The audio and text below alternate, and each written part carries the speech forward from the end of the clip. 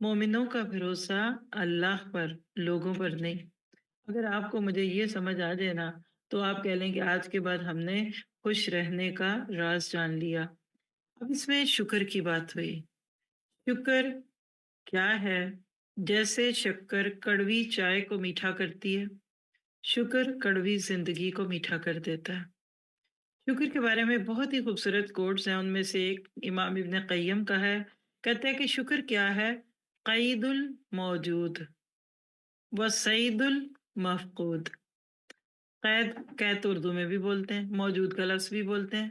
کہتے ہیں کہ موجود نعمتوں کو قید کرنے کا نام شکر ہے، یعنی شکر کی لگام سے نعمت کو اپنے قابو میں کر لو، کیونکہ نعمت نہیں جائے گی، کنٹرول ہو جائے گی۔ اور سعید المفقود، سعید کہتے ہیں شکاری کا جال، قرآن میں پڑھ کے آئے ہیں سورہ مائدہ میں۔ مفقود جو ہے ہی نہیں ہے، یعنی شکر جو نعمتیں دور ہے نا ان کو قریب لاتا ہے، جیسے شکاری اپنے جال میں شکار کو پھنستا ہے، اور جو موجود نعمتیں ہیں اس کو لیمنیٹ کر لو۔ لیمنیشن کیوں کرتے ہیں پیپر کی؟ تاکہ خراب نہ ہو، اوپر پلاسٹک کوٹنگ۔ شکر ایک پلاسٹک کوٹنگ ہے۔ اب اس میں اللہ کی بھی بات بہت ہوئی، یا فی اللہ یا باللہ، تم اللہ کے بارے میں تو لکھے اللہ کو سمجھنا بہت آسان مگر سمجھانا بہت مشکل۔ یہ ایسی ہے جیسے ماں بچے سے پیار کرتی ہے نا، آسان ہے، لیکن وہ کیوں کرتی ہے، کیسے اس کے آنسو ٹپکتے ہیں بچے کے نام پہ، یہ سمجھانا بڑا مشکل ہے۔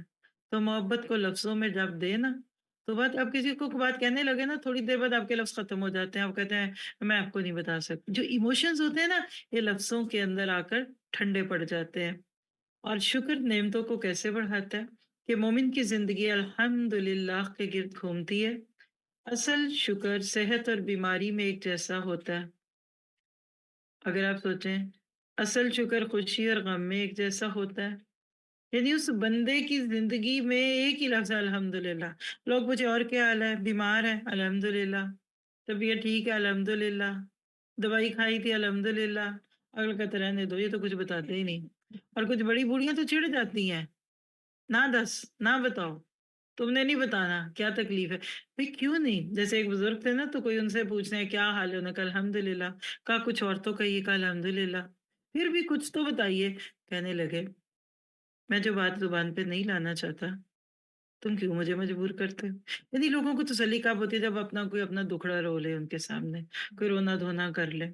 ایک دفعہ پوچھ لیا یہ کیا حال ہے، نہیں ٹھیک ہے، آپ کا کیا حال ہے، اور سنائیں۔ اچھا پھر، اچھا کسی کے بچے نہیں ہے نا، اچھا کیا حال ہے، کتنے بچے ہیں آپ کے؟ آپ نے کہا کہ آپ کے کتنے بچے ہیں؟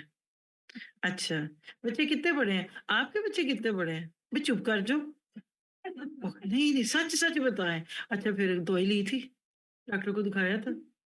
وہ کچھ چھوڑیں گے آپ کو؟ وہ تو پتہ نہیں کہاں تک آپ کو بچا کے آئیں گے۔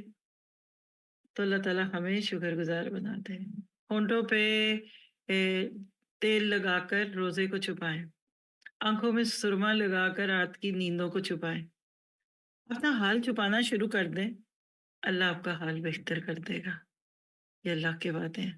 جو لوگوں کے سامنے روتے ہوئے آتے ہیں نا، پھر اللہ کہتا ہے اور رو لو ان کے سامنے۔ اگلا